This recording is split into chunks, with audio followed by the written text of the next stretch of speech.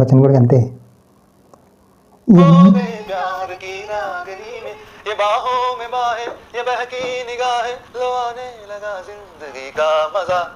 అయిపోయా. కిటికీ చూస్తుంది, కిటికీ खिड़की देख रहा, हरिशंकर सर को खिड़की देख रहा, मुस्कुरा के, मुस्कुरा मुस्कुरा सर, सर मुस्कुरा बोल के देख रहा.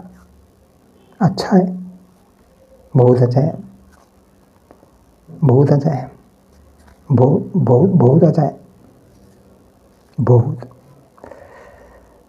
बहुत अच्छा है, बहुत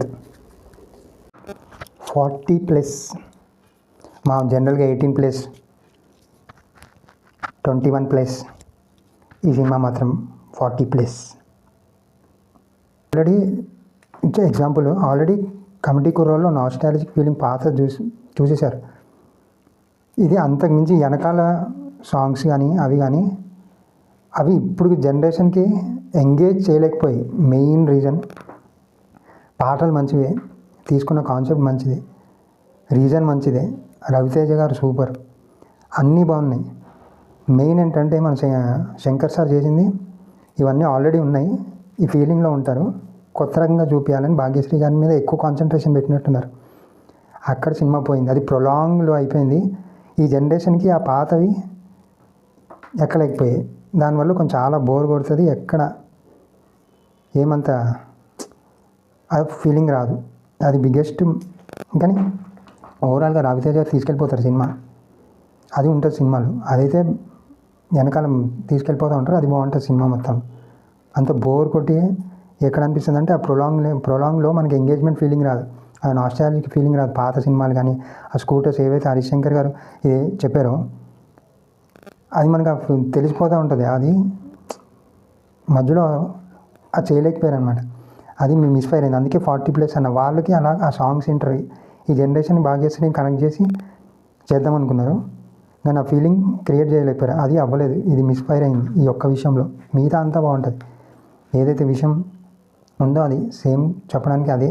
ఆ ప్లాట్ మాత్రం చాలా బాగుంది, అదే తీసుకెళ్లారు. స్క్రీన్ ప్లేలో మొత్తం ఆ ఫీలింగ్ కూర్చోబెట్టి ఆ ఫీలింగ్ని తీసుకురాలేకపోయారు, ఆ ఎంగేజ్మెంట్ క్రియేట్ చేయలేకపోయారు.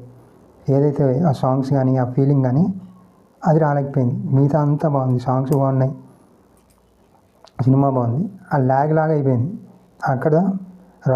రాడ్డస్య రాడ్డోభ్య చూడాలనుకుంటే చూడవచ్చు. ఈ పాత సాంగ్స్ ఇష్టం ఉన్నవాళ్ళు, చెతక్కు ఈ ఫీలింగ్ ఉన్నవాళ్ళు అది కంటిన్యూ చేయొచ్చు. రవితేజ సార్ని చూడగానే మనకి ఆయన ఏజ్ కూడా గుర్తొచ్చేస్తూ ఉంటుంది ఒక్కొక్కసారి మధ్యలో. అదో వాళ్ళగా సినిమా వెళ్ళి నాకు అనిపించింది, చూడాలనుకుంటే చూడండి, చూడొచ్చు, ఏం కాదు. ఆ ఫీలింగ్ కొంచెం ల్యాగ్ అనిపిస్తుంది అంతే. వీకెండ్ కాబట్టి సర్వైవల్ సినిమా, కరెక్ట్గా చెప్పాలంటే ఇది సర్వైవల్ సినిమా. మనకు ఆల్రెడీ రైట్ సినిమా చూసిందే, కానీ దానికన్నా బెస్ట్ అది మాత్రం ఖచ్చితంగా చెప్పచ్చు. దానికంటే చాలా బెస్ట్, ఎందుకంటే సాంగ్స్ కానీ హ్యూమర్ కానీ మన సత్య గారి కామెడీ కానీ ఇవన్నీ చాలా బాగుంటాయి.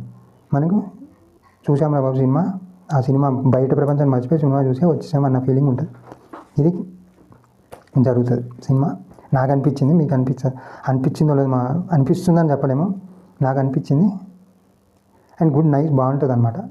ఇంతకు మించి బాగుందని చెప్పలేము. పాత సాంగ్స్ని యూజ్ చేశారు కాబట్టి మనం ఆ ఫీలింగ్ రాలేదు, యాక్చువల్గా ఎంగేజ్ చేయలేకపోయారు. అది మెయిన్ భాగ్యశ్రీ గారు ఇంకా ఏదో ట్రై చేశారు, అప్పటికి చాలా ఫోకస్ చేశారు, కానీ అది ఆ నాస్టాలజిక్ ఫీలింగ్ రాలేకపోయింది. ఇది నాకు అనిపించింది.